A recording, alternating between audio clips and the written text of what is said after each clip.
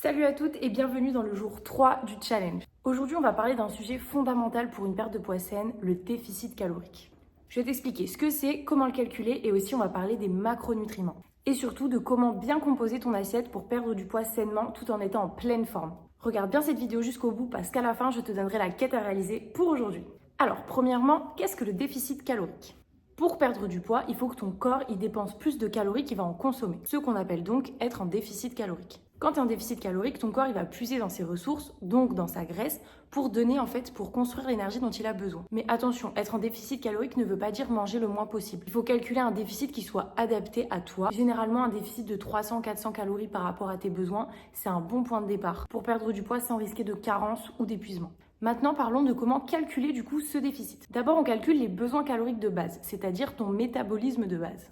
Et ensuite, à ça, on va ajouter ton activité physique, en fait, tes dépenses quotidiennes qui se rajoutent. Et du coup, en ajoutant les deux, on arrive à ton besoin calorique total. Pour simplifier, il existe des calculateurs en ligne qui vont se baser sur ton âge, ton sexe, ta taille, ton poids et du coup ton activité physique pour te le calculer plus simplement. Prenons un exemple. Du coup, si sur ta journée, ton besoin en calories, il est de 2000 calories, qu'on fait un déficit du coup de 300 calories, tu seras environ à 1700 calories par jour pour une perte de poids saine et durable. Maintenant qu'on a vu le déficit calorique, on va passer aux macronutriments. Ce sont les protéines, glucides et lipides essentiels pour que ton corps fonctionne correctement. Et ça, même en période de déficit. Les protéines sont super importantes parce qu'elles vont t'aider à préserver ta masse musculaire, ce qui est essentiel quand tu es en déficit calorique. Donc essaye de viser à peu près entre 1,5 et 2 grammes de protéines par kilo de poids de corps. Ça te donne à peu près une idée de ce que tu dois manger chaque jour. Ensuite, les glucides, c'est une source d'énergie importante. Essaye de choisir des glucides complexes comme le riz complet ou encore la patate douce qui te donneront de l'énergie sur la durée. Et enfin, les lipides qui sont super importants pour les hormones et l'absorption des vitamines. On recommande généralement de ne pas descendre en dessous de 20% de lipides sur ton apport en calories général, journalier.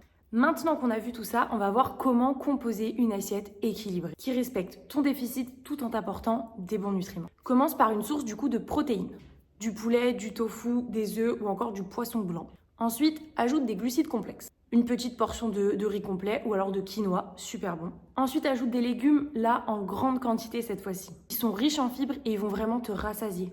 Et tu termines ton assiette avec une source de bonne graisse, comme l'avocat, une petite cuillère d'huile d'olive par exemple, ou encore des noix.